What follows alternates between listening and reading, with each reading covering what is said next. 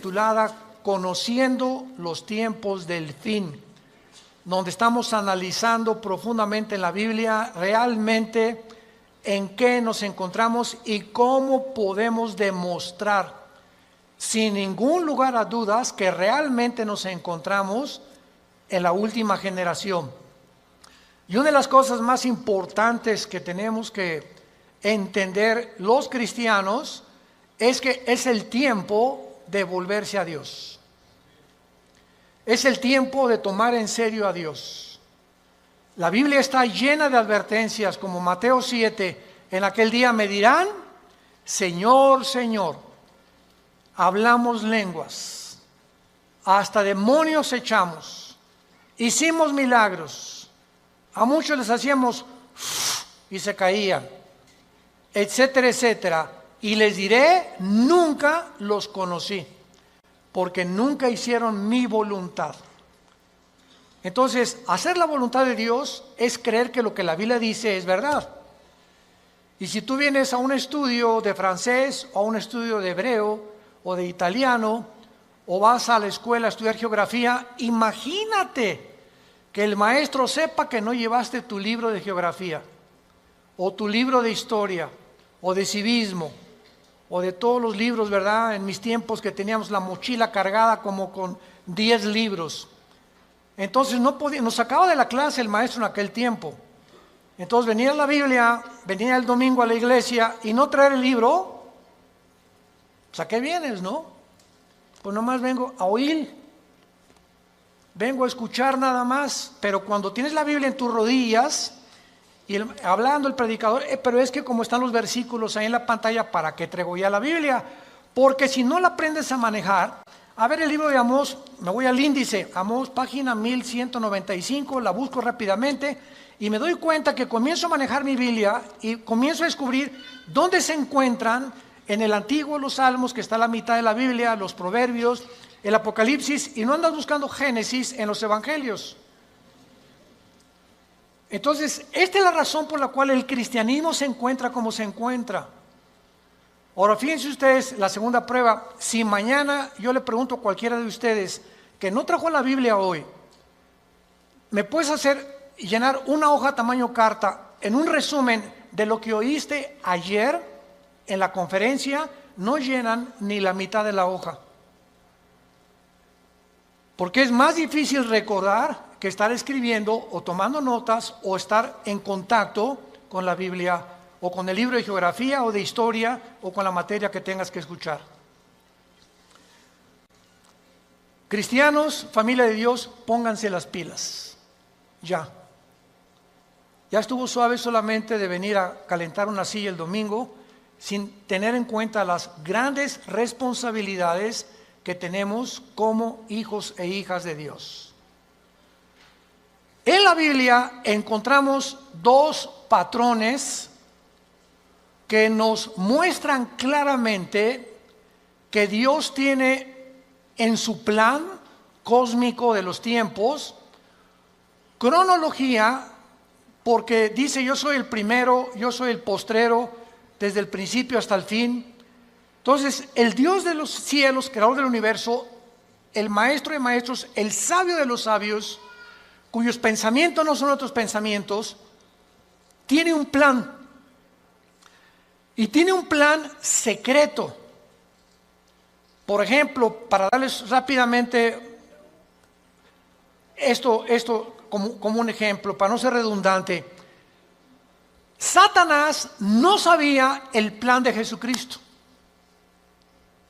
Dice en 1 Corintios capítulo 2, si los príncipes de este mundo, o sea, está hablando de los principados satánicos, hubieran sabido que Judas no iba realmente a funcionar y que matando a Cristo se les iba a devolver el tiro por la culata, nunca Satanás se hubiera metido a Judas, ni hubieran crucificado a Cristo, ni el diablo hubiera asusado a los líderes religiosos para que lo crucificaran. ¿Por qué? Porque aunque sabían que venía el hijo de David y que algún día vendría un Mesías, no se mencionaba que era el Hijo de Dios. No se mencionaba que era Dios en la carne, aunque de alguna forma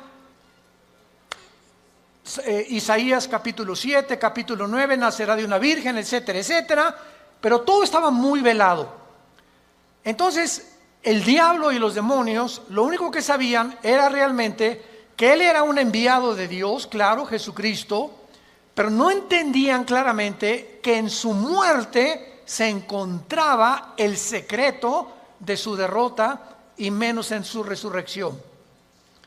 Y cuando Cristo resucita a los 3 días, qué susto se llevó Lucifer al darse cuenta que ahí fue exhibido, dice Colosenses 2, 14 en adelante, públicamente, como que Cristo venía a vencer y a decirnos que mayor es el que está entre nosotros que el que está en el mundo. Entonces, así la Biblia está llena de secretos y de piedras preciosas escondidas que Dios le quiere revelar a los cristianos, pero no a todos los cristianos. Oiga, ¿de qué está usted hablando? Que no todos somos iguales en cuanto a que somos hijos de Dios. Pero así como en los apóstoles encontramos en el cuadro de la última cena a uno nada más de los 12 apóstoles recargado en el pecho de Jesús, ¿quién era? El apóstol Juan. ¿Por qué solo a Juan se le retrata en el pecho de Jesús? Porque era el apóstol del amor, el apóstol que él escogió en lugar de los otros 11, estar más cerca de Jesús. Y ese lugar en el pecho de Jesús está vacante. Entonces hay cristianos que están más cerca de Jesús que otros. Son cristianos, pero como Pedro algún tiempo de su vida lo siguen de lejos. Nunca traen la Biblia. Llegan a un hospital a hablarle a una persona, a tu mamá, a tu madrina que se está muriendo, que tiene cáncer, y llega el doctor, ¿alguien puede leer un salmo en un velorio, en un entierro? Y los cristianos, piu, piu, piu. No abren ni el pico, nada absolutamente, porque no saben ni dónde se encuentran los salmos, ni qué pasaje leerle de la Biblia a un enfermo, o cómo guiarlos y decirles que necesitan el plan de salvación, recibir a Cristo. Entonces tú tienes que tener una Biblia en tu coche, otra en el baño, otra en tu oficina, en tu cuarto, en tu taller. Hay otras chiquitas que traen para cuando viajas en el avión, en el autobús, etcétera, etcétera. Tenemos que ser hombres y mujeres de la palabra de Dios. Y hasta que tú tomes esa decisión en tu vida, las cosas van a cambiar como no te imaginas. Porque serás fortalecido como un árbol plantado junto a corrientes de agua, que da su fruto a su tiempo, su hoja no cae, y todo lo que hagas, escúchame bien, todo lo que emprendas, prosperará. Porque el fruto de nuestra prosperidad y nuestras bendiciones vienen de nuestro contacto con este libro.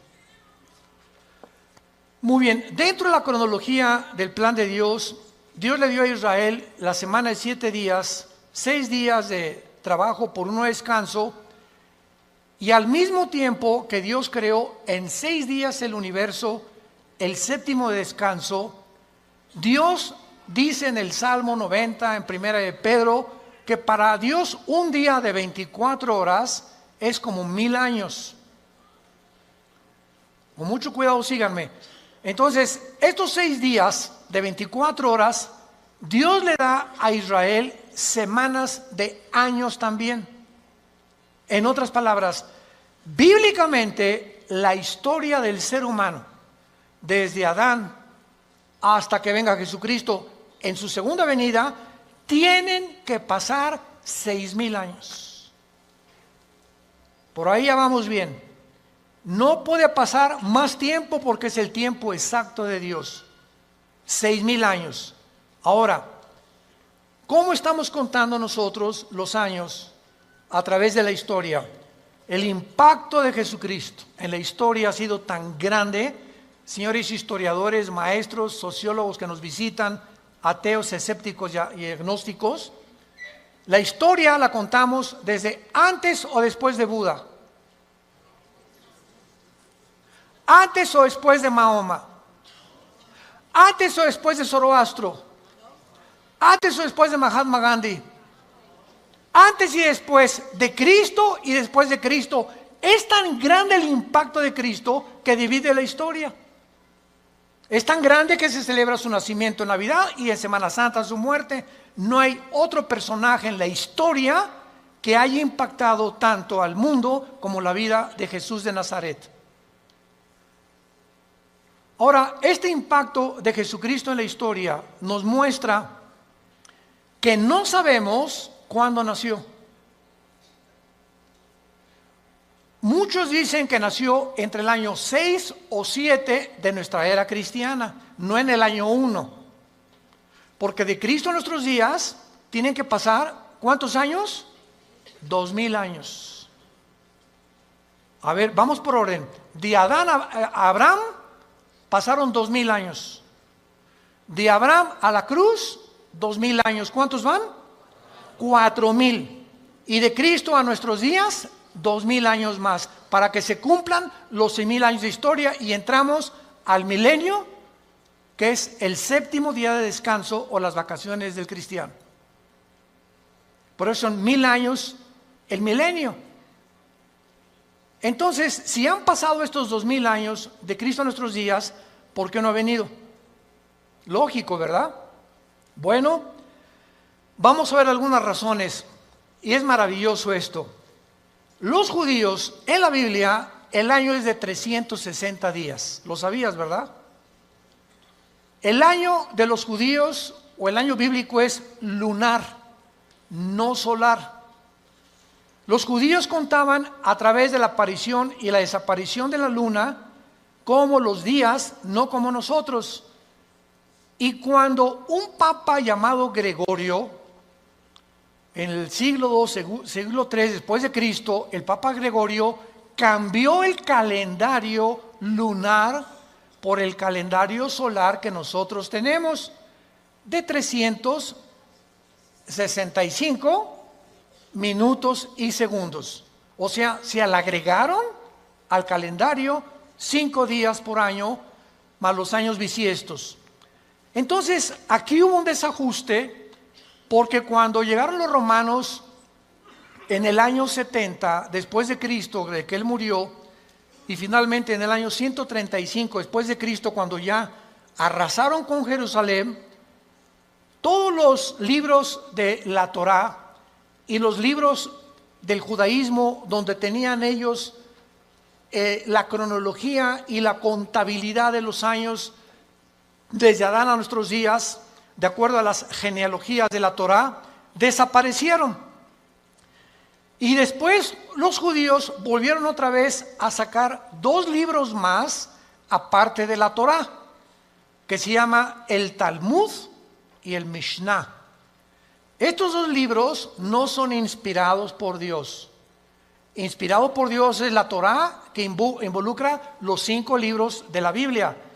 Por eso es Torá. Los primeros 5 libros de la Biblia son el Pentateuco, como se llama, o la Torá, porque son los libros que Dios le dio a los judíos con las leyes de Israel. Pero el Mishnah y el Talmud son interpretaciones de la Torá. Entonces no fueron inspirados por Dios. Y en el Talmud y el Mishnah hay 600 más mandamientos que los judíos tienen que cumplir. Como por ejemplo en el Shabbat. La última vez que mi esposa y yo estuvimos en Jerusalén, ahora los invitamos, vamos a regresar en junio de este año a Jerusalén. Ya van más de 150 inscritos, increíble. Y a ver si nos alcanzan los cohetes de Irán. No. Lo que más me han, los correos que más hemos recibido, ahora que comenzó el conflicto entre Irán y Estados Unidos, que es un conflicto que se inició en 1979. Cuando el Ayatollah Khomeini convierte Irán en la República Islámica de Irán. Antes de 1979, Reza, el Shah de Irán, era amigo de Estados Unidos y no había los problemas que hay ahorita. Pero entra el Ayatollah Khomeini en el 79, se convierte en la República Islámica de Irán y comienza a prevalecer la religión sobre el Estado. Ahora sí que ya no hay ni siquiera separación de iglesia y Estado, ahora es la religión la número uno y los líderes religiosos mandan y gobiernan Irán, no el Estado, el presidente de Irán. Entonces todo comenzó ahí, pero no voy a estar buscando más información acerca al respecto, pero con esto les quiero decir lo siguiente. Desde ese tiempo Irán se convierte en una nación que ha financiado el terrorismo, es declarada la número uno del terrorismo por financiar a un grupo que se llama Hezbollah. Hezbollah significa el partido de Dios, que está financiado por Irán y tiene sus bases en el Líbano. Después Irán comienza a financiar a Al-Qaeda, después comienza a financiar a Hamas de la Franja de Gaza y comienza a tratar de levantar grupos para tratar de destruir la nación de Israel. Sin embargo, en las últimas semanas o meses, esta nación ha cobrado o está resurgiendo en los encabezados públicos precisamente por el conflicto de que ahora la guerra ya no es con miras telescópicas para querer matar a un líder, ahora los matan desde el aire. Impresionante la tecnología a la que hemos llegado, ¿verdad? Ahora puede volar un dron sobre una nación. Escuchen esto, ese dron puede ver una caravana de 10 carros y ese dron sabe y tiene la foto, síganme con cuidado, de la persona a la que están buscando asesinar o eliminar, y el dron pasa y monitorea las 10 carros y sabe en qué carro va esa persona por la foto que trae la computadora. Y en ese momento el dron sabe y ¡rum!, en segundos cae y eliminan ese vehículo, el tren o donde vaya esa persona. Así fue como ha eliminado Rusia, Estados Unidos, Israel a muchos jefes militares o terroristas sin que tengan ya que estarlos esperando con una mira telescópica. Ese es el avance impresionante en que los militares están tomando el mundo y ahora toda la guerra es desde el aire y desde el aire. Por eso dice la Biblia, y vi caer meteoros del cielo, decía Juan, que tal vez, ¿verdad?, son los drones que van a caer y que van a terminar con casi 2/3 partes de la humanidad antes de que Cristo regrese para establecer con nosotros el milenio.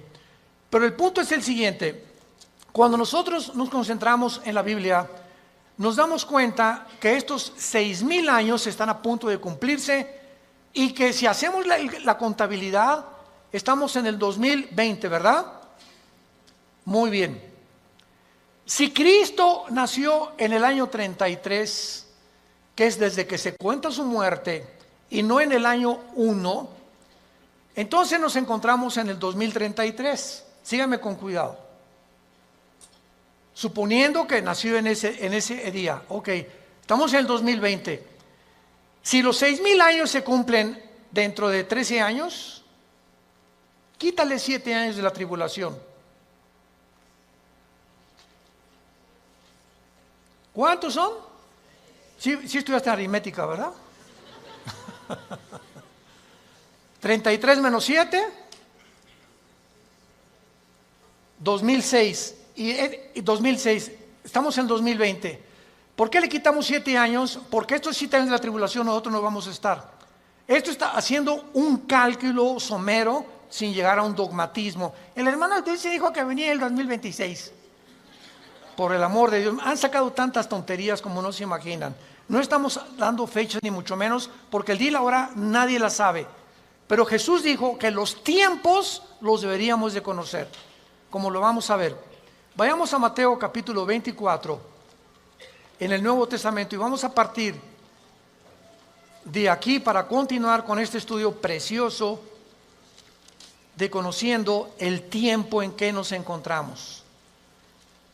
Si siguiéramos esta lógica del 2033 y en el 2006 antes viniera el arrebatamiento de la iglesia, estamos diciendo pues que nos quedarían 5 o 6 años, ¿verdad? Porque podía venir Cristo hoy en la noche o mañana o el 2021, el 22 o el 23, etcétera, etcétera.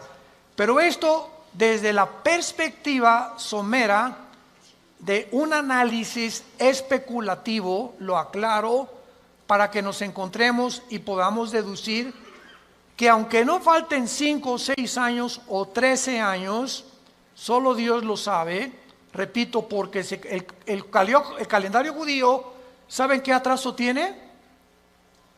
Si tú le preguntas a un judío, la comparación del calendario judío con el calendario de nosotros es de 250 años.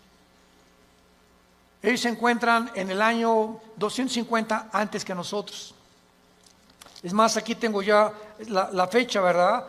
En el 2019, ¿verdad? El año judío era de 5.800 aproximadamente.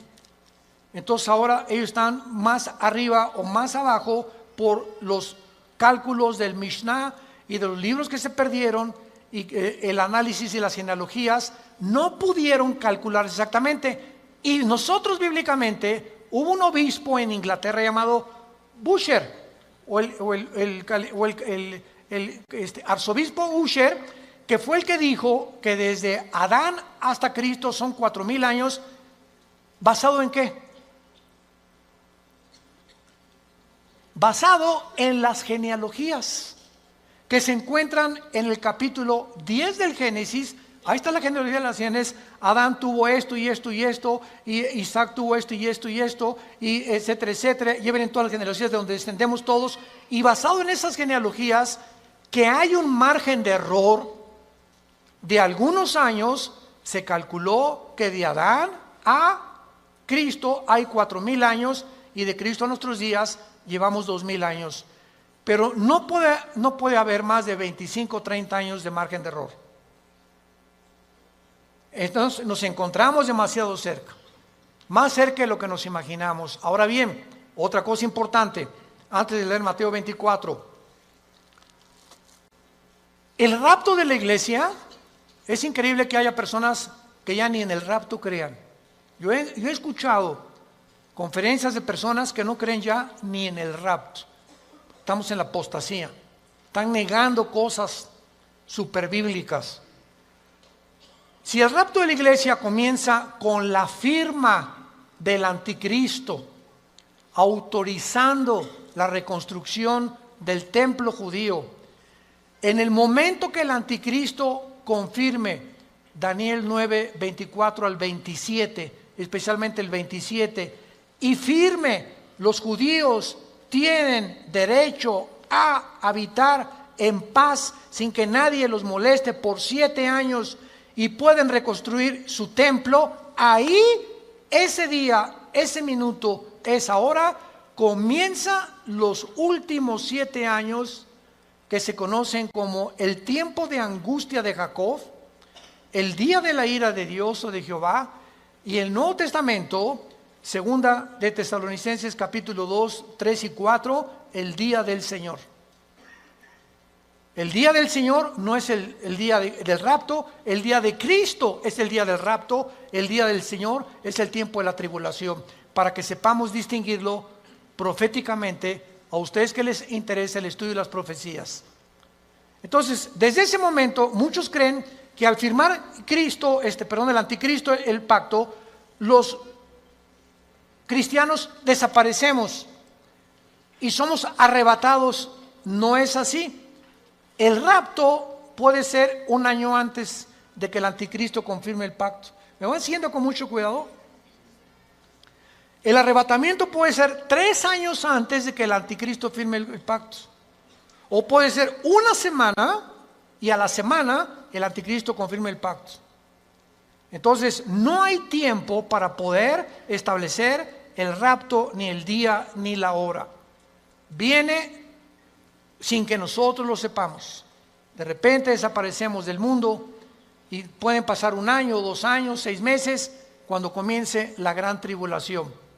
Pero lo que es importante es que cuando la iglesia sea sacada del mundo, Dios regresa a tratar con Israel espiritualmente. En 1948, cuando los trajo y se constituyeron en una nación libre e independiente, ahí Israel renació, resucitó nacionalmente. Entonces los judíos regresaron en el 48 sin convertirse al Mesías. Porque hasta la fecha en Israel, la mayor parte de los judíos no creen en el Mesías, en Jesús. Solo un judío que se convierte se llama judío mesiánico. Nunca ellos se llaman cristianos. ¿Saben por qué?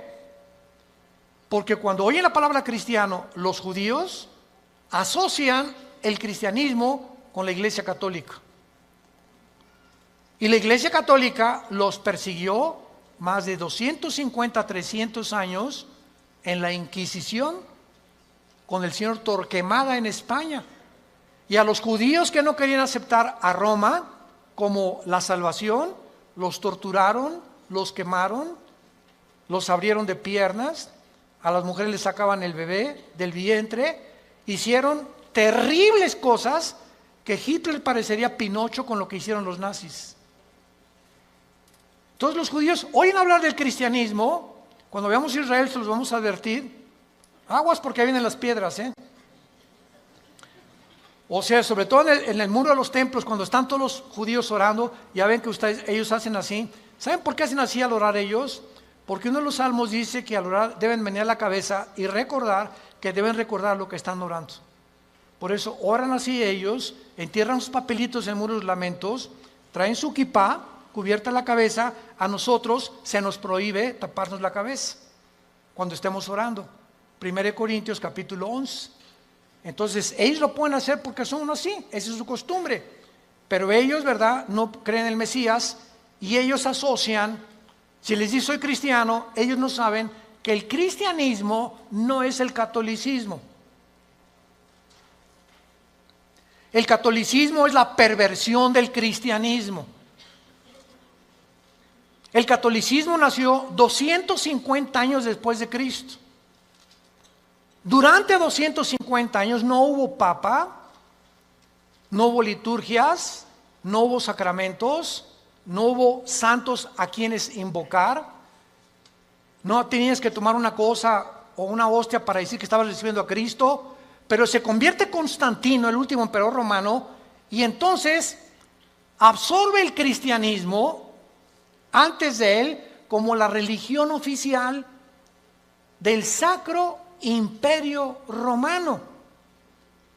Y decimos en mi tierra, es la misma gata pero revolcada. Entonces el Imperio Romano políticamente se da la vuelta y se convierte con el mismo poder, escúchenme, pero religioso. Y desde hace casi 18, 19 siglos, el Imperio Romano es el imperio del Vaticano y gobernó Europa, a los príncipes, a los reyes, y nadie en Europa se podía casar ni a tener negocios sin el permiso de Roma, de la religión. Y los que no pertenecían y aceptaban que el Vaticano era el único representante de Dios, los quemaban, los crucificaban, los echaron a los leones, etcétera, etcétera, etcétera. Ya hablando después del Coliseo romano famoso. Entonces, el cristianismo no es una religión, es una relación personal, viva, orgánica, dinámica, con alguien que está vivo. Y cuando salimos de la religión y nos encontramos con el Jesús resucitado, que quiere entrar a tu vida hoy, tal vez tú no lo tengas, descubres que el cristianismo es diario. Y lo vives diario. Te levantas y tienes tu Biblia. Te acuestas y tienes tu Biblia. Oras por tu familia, oras por tu esposa, oras por los alimentos. Comienzas a asociarte, tienes una comunión con Dios diaria. Por eso se compara con el matrimonio el cristianismo. Imagínense mi esposa y yo, que me digan 8 meses, Armando, en estos 8 meses que tenemos tú y yo, nos hemos sentado algún día a platicar y algún día tú me has comunicado y compartido tus sentimientos, tus expresiones, cómo te sientes para que yo te conozca más, porque llegamos en la noche y nomás oigo y te volteas para el otro lado, te vas a trabajar durante todo el día Es más, nos vamos a un seminario de matrimonios, que es donde nos encontramos otra vez, o de vacaciones y no nos hablamos, tú con el periódico. Yo no te conozco, tenemos 30 años de casado y no te conozco, eres un desconocido para mí, eres una desconocida para mí. ¿Por qué? Porque nunca descubrieron que el matrimonio es comunión. Es comunión. Se pierde la comunicación del matrimonio, perdiste tu matrimonio. Un matrimonio que no se comunica, que no es tan así, donde una vez a la semana a tomar un café, nos vamos de vacaciones, platicamos, nos damos tiempo el uno para el otro, para conocernos, es imposible que funcione. Se levantan barreras de silencio y ya pasaron un mes y tu esposa tiene cara de la jeta. Y nosotros hoy, pero ¿qué le he hecho? Es que hay tantas cosas de ellas que les molestan de nosotros. Pero ¿cómo vamos a descubrirlo si nunca, oye, mi amor, tienes tu jetita linda, dorada, parece una princesita pero con jeta? Dime qué te pasa, ¿verdad? Y a las mujeres les encanta.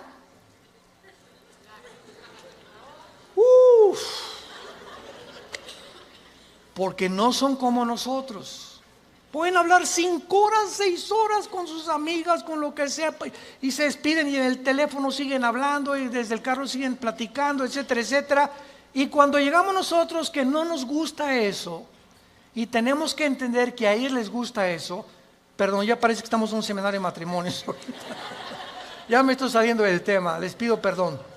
Bueno, se van a enojar y así es el cristianismo. Ok, entonces el cristianismo no es una religión, es una relación con Cristo diaria. No es el domingo, imagínate, cada domingo a tu esposa de 5 a 6 te comunicas con ella. Así es la religión. El domingo voy a misa, a la iglesia, y lunes, martes, miércoles, jueves, viernes ni me acuerdo, ni abro la Biblia, ni oro, ni nada. A lo mucho me echo una persinada de vez en cuando va a meter el gol de la América. O cuando salgo a jugar al campo, ¿verdad? O meto un gol, me echo la persinada también. Es la forma en la que el ser humano vive con la religión. En Mateo 24, versículo 32 al 35, es uno de los pasajes claves para saber en qué tiempo nos encontramos. Y es el que queremos analizar brevemente en esta mañana. Mateo 24, 32 al 34. Jesús dice, de la higuera aprendan la parábola. Número 1, para entender esta parábola de Jesucristo, tenemos que entender qué es la higuera, qué es la vid y además qué es el olivo, que son los 3 árboles que se usan, el olivo, la higuera y la vid, para diferentes fases de la vida de Israel. Entonces, por ejemplo, la higuera, ¿verdad? Es, como lo vamos a ver, representa a el Israel. El olivo representa las condiciones de Israel y la vid representa al sistema religioso de Israel. Entonces, cuando Cristo está hablando de la higuera, inmediatamente lo podemos asumir.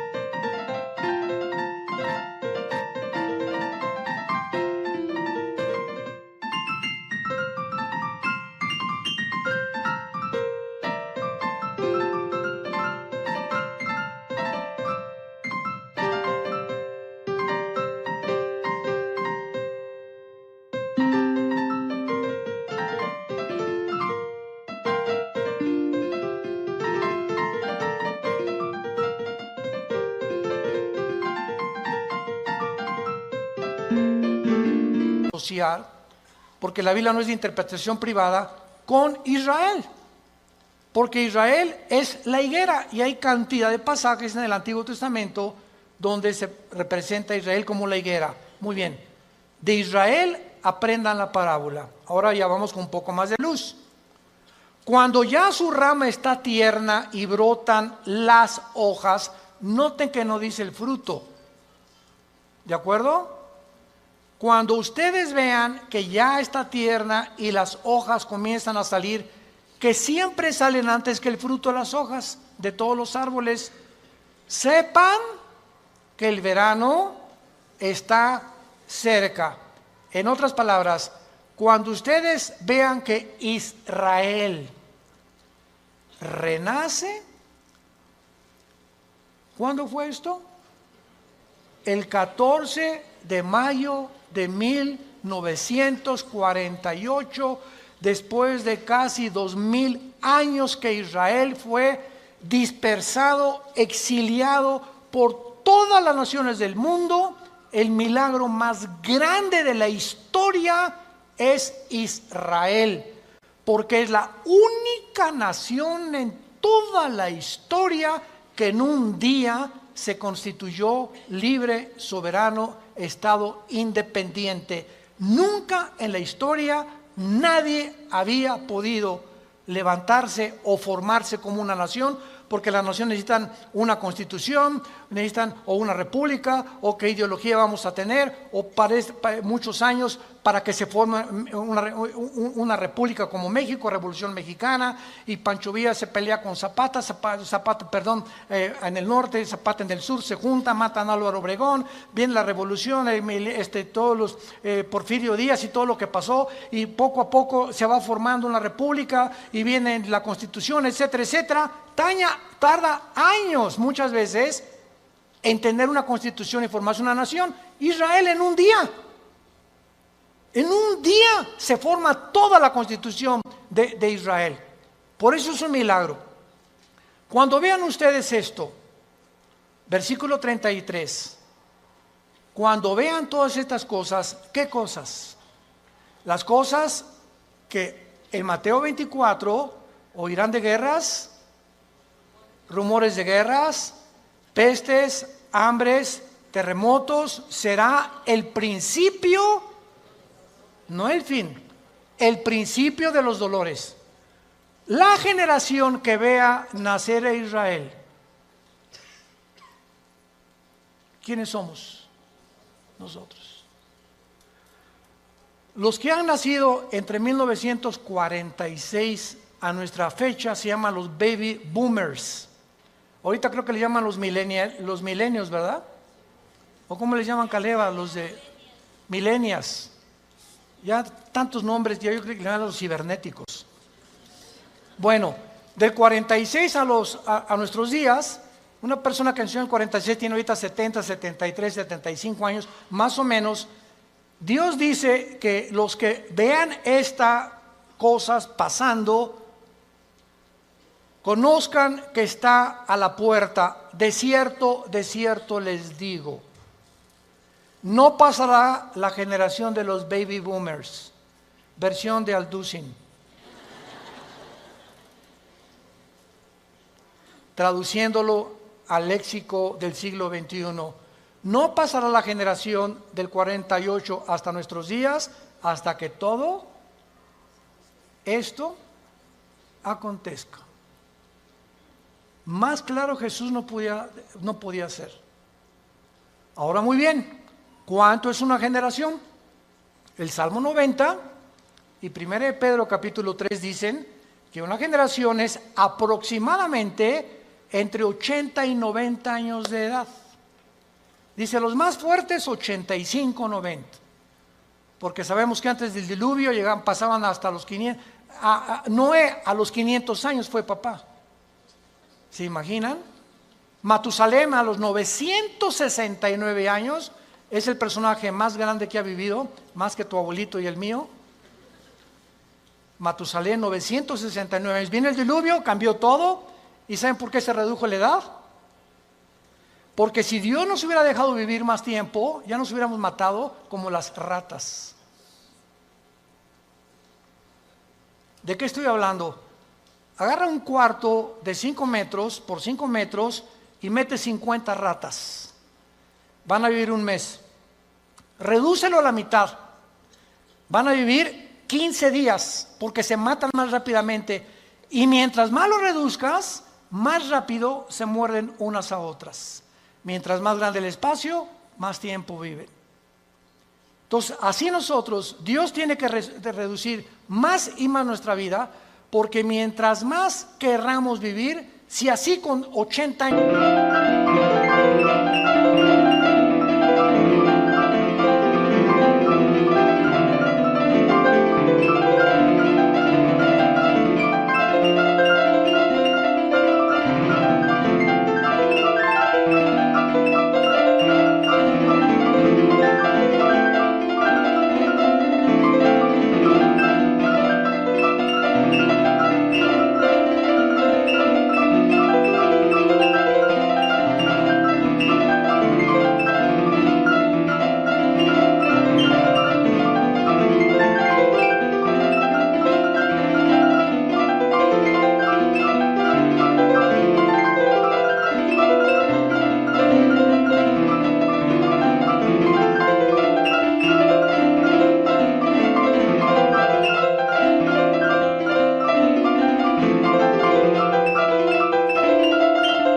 de edad, estamos al punto de una tercera guerra mundial.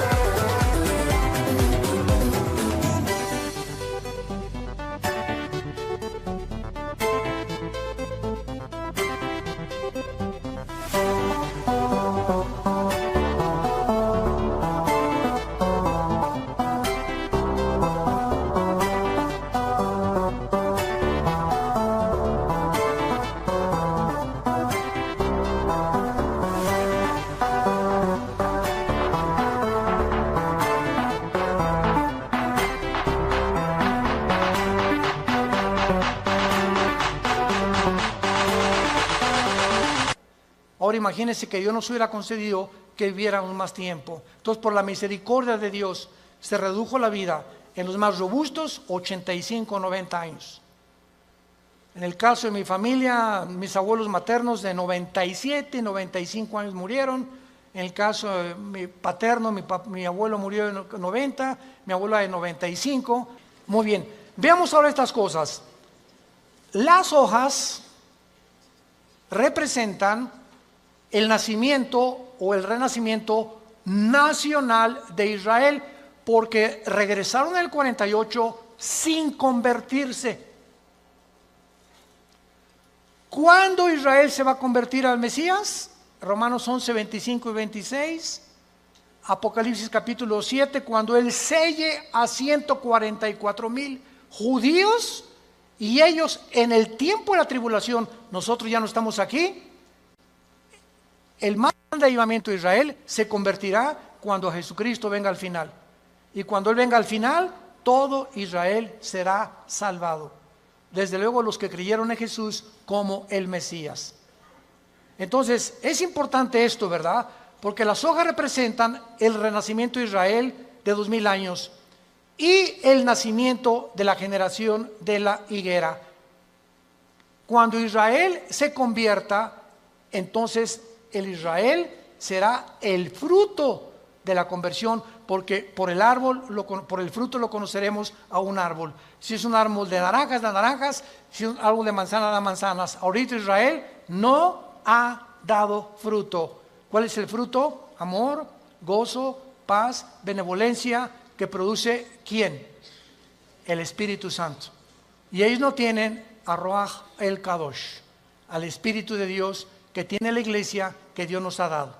Muy bien, ahora es importante que veamos en el capítulo 21 de Lucas algo sensacional, algo asombroso acerca de esto.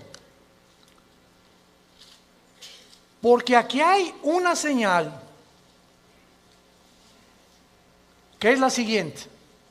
Si Israel no hubiera regresado en el 48, no sabríamos qué tan cerca estábamos del rapto. Tenía Israel que regresar en el 48 a la Biblia, porque desde el 48 que regresó Israel a la Biblia, se puede cumplir el rapto. Entonces, el hecho que hayamos nosotros sido la generación que esté contemplando este milagro de Israel en el 48, nos habla que el tiempo está ya contado. Si Israel no hubiera regresado, el anticristo que me va a perseguir. ¿Me están siguiendo? Si Israel no hubiera regresado, ¿quiénes iban a reconstruir el templo?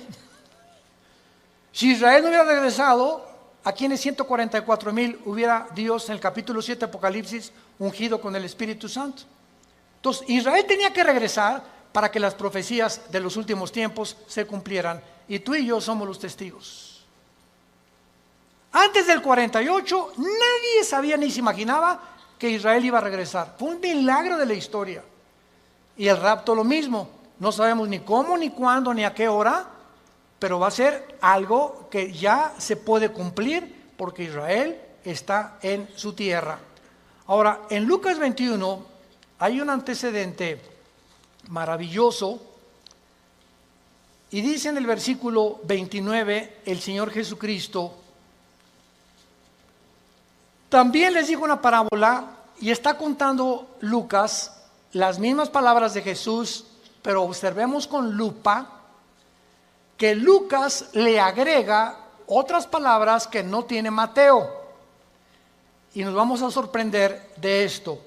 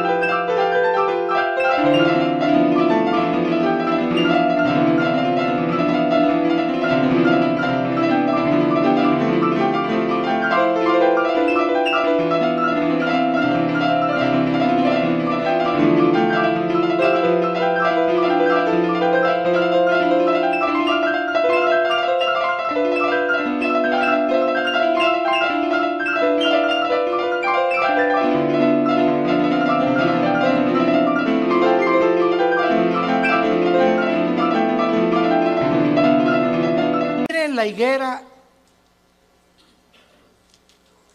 ya ves que te dije que trajeras la Biblia. Aquí ya me doy cuenta quién la trae. Y todos los árboles, eso no está en Mateo.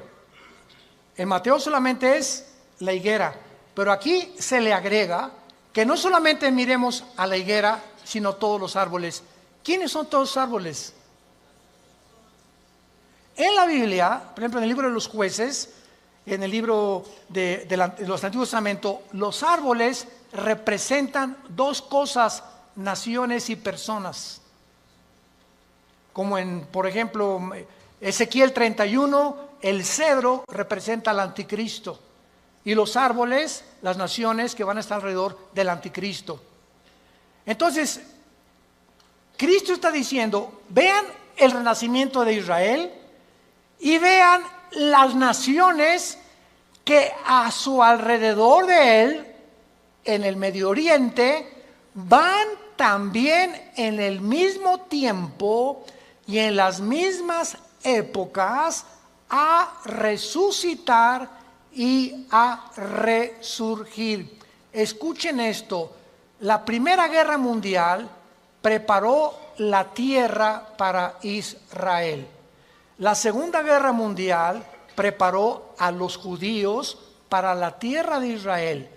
Pero para que Israel regresara a la tierra y para que las profecías se cumplieran, antes de 1925-1930 no existía el Medio Oriente.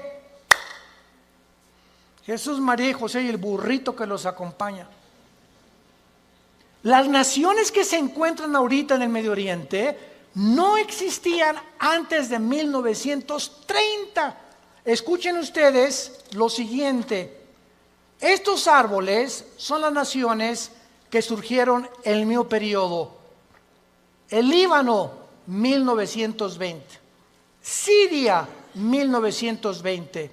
Turquía, el Imperio Otomano turco sale y Turquía se convierte en una nación. Arabia Saudita, 1932. Irak, 1932. Jordania, 1946. Israel, 1948. Egipto, 1952. Todas estas naciones necesitaban primero que Israel surgiera, porque Israel iba a ser el centro de las profecías para que se cumpliera la venida de Jesús. Mire la higuera y todos los árboles. No pasará esta generación hasta que todo esto suceda. Es sorprendente observar que el Medio Oriente visible, tal como lo vemos ahorita, fue formado en el siglo XX. Existía la Mesopotamia, o sea, Siria y Irak, era lo mismo, era el Medio Oriente, pero no estaba la división entre Siria y entre Irak, Transjordania, Jordania, el Líbano, Egipto. Egipto existe desde hace cientos de siglos, pero no estaba formado exactamente con las divisiones geográficas que los ingleses y los franceses, que fueron los que colonizaron con Portugal y España el Medio Oriente, determinaron, y ellos fueron los ingleses y los franceses los que dividieron el Medio Oriente tal como nosotros lo conocemos actualmente. A Israel le asignaron ese pedacito de tierra, a Jordania eso, a Arabia Saudita eso, a Líbano eso, a Siria eso, y fue después de la Primera Guerra Mundial. Estas cosas que están pasando, vemos nosotros que tenían que suceder para que nosotros pudiéramos comprender que las profecías bíblicas tenían que cumplirse. 1945 termina la Segunda Guerra Mundial. ¿Quién gana? Estados Unidos, Inglaterra y Rusia. 1957 se firma el Tratado de Roma, donde Jacques Delors, francés, Europa, unámonos, porque la unión hace la fuerza y Europa tiene que tener una moneda, tiene que tener una constitución, tenemos que unirnos todos. 1967, la Guerra de los 6 días. 1989, cae el comunismo y en ese momento comienza la democracia a elevarse en el mundo. 1992, el Tratado de Maastricht forma la Unión Europea. En el 2016, Inglaterra dice la Unión Europea. Ahí nos vemos el Brexit.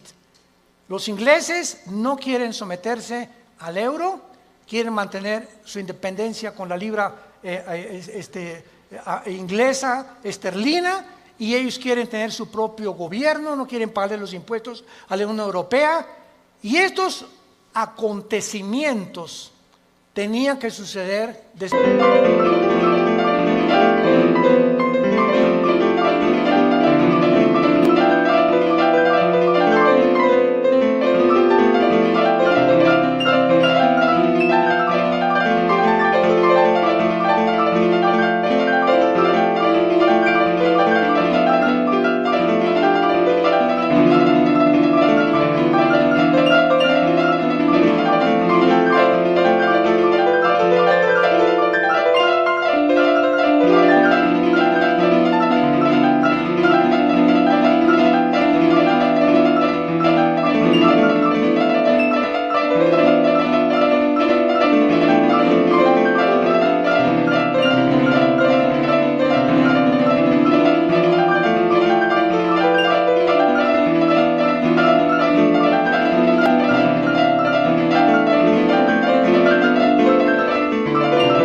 Israel, del 48.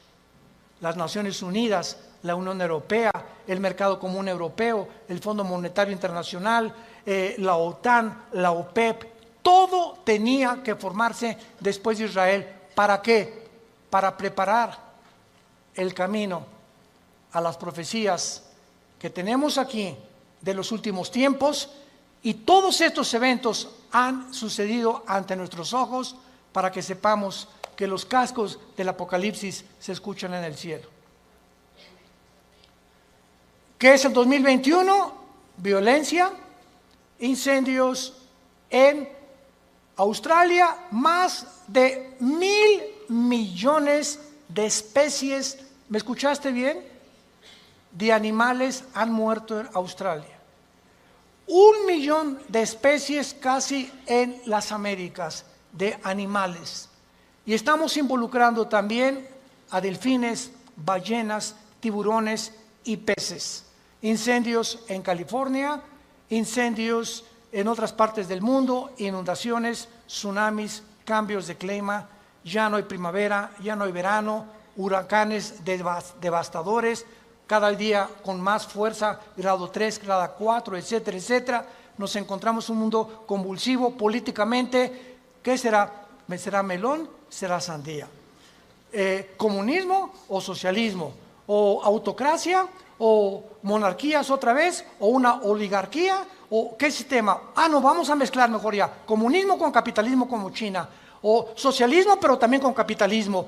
Y es una ensalada del chef en las ideologías gubernamentales y filosóficas, porque el mundo ha llegado a su fin. Ningún sistema ha funcionado, el comunismo cayó, fue un fracaso, se vuelve a desenterrar al mismo muertito, porque la historia nos enseña que el hombre no aprende de la historia. Y cometemos los mismos errores, porque usted es la generación de los milenistas o milenios, o ¿cómo les llaman? Cibernético les llamo yo, ¿verdad? No han experimentado lo que nuestros padres en la Segunda Guerra Mundial, lo que se sufrió, y ahorita el pasado ya no existe para ustedes. Ahorita solamente la computación y esto dinero, y qué carrera es la que más dinero produce, y por acá y por allá, y somos movidos por una ambición, una especulación, una comercialización de todo en todas las cosas, porque el mundo se dirige al comercio. ¿Sabían ustedes eso? El anticristo va a establecer un sistema de comercio en Medio Oriente que va a ser el Plaza Galerías más grande del mundo, en Irak, donde nació tu madrina. Y cuando nosotros veamos estas cosas, nos damos cuenta que el mundo se encuentra en un precipicio, que nos queda muy poco tiempo. Y yo te pregunto, ¿tú eres cristiano? Si me contestas que sí, te hago la segunda pregunta. Desde que tú te convertiste, ¿has guiado a alguna persona a recibir a Cristo en su vida? ¿O eres de las personas que estás en el hospital con tu madrina muriéndose? Pastor, ¿puede venir a hablarle a mi esposa de Cristo? ¿O a mi madrina? Entonces, ¿que tú no le puedes dar un versículo de la Biblia o compartir el plan de salvación? ¿No sabes cómo guiar a tu madrina en agonía a que reciba a Jesucristo en su cama? Tienes que recurrir al pastor. Se murió. ¿Puede venir al funeral para predicarles de Cristo? ¿No lo puedes hacer tú? Claro que vamos, porque es nuestra responsabilidad de los pastores. Pero ojalá que se levantaran más familias ya con un liderazgo, con la convicción profunda de que es lo más importante que el ser humano pueda tener, regresarse a Dios y pedirle perdón por tus pecados. ¿No lo quisieras hacer tú en esta mañana? ¿No quisieras tú considerar ante los acontecimientos que nos rodean que verdaderamente necesitas a Dios? Que tú no puedes ya seguir jugando a la matatena con el cristianismo, ni creyendo o engañándote, que es peor. Porque una persona engañada no sabe que está engañada porque está engañada. Entonces, para que alguien sepa que está engañado, tiene Dios con la Biblia que decirle: estás mal. Tú crees que eres, pero no eres más que un pobre, desventurado, miserable y desnudo pecador que tiene necesidad. Que unja tus ojos con colirio, como la iglesia de la Odisea en Apocalipsis capítulo 3, y que tengas una relación conmigo todos los días. Que te levantes en la mañana y lo primero que hagas: mi alma tiene sed de Dios. Como el siervo clama por las aguas, mi alma tiene sed de Dios. ¿Hay esa pasión por Dios en tu vida? ¿Buscas a Dios con todo tu corazón? ¿Vienes al domingo y ya traes tu Biblia? ¿Ya te cayó el 20? ¿Realmente estás convencido que esto es lo que realmente Dios quiere para tu vida? Despiértense, porque el día está amaneciendo y tenemos que recurrir a las promesas de Dios para saber que no todo el que me dice Señor, Señor, sino el que hizo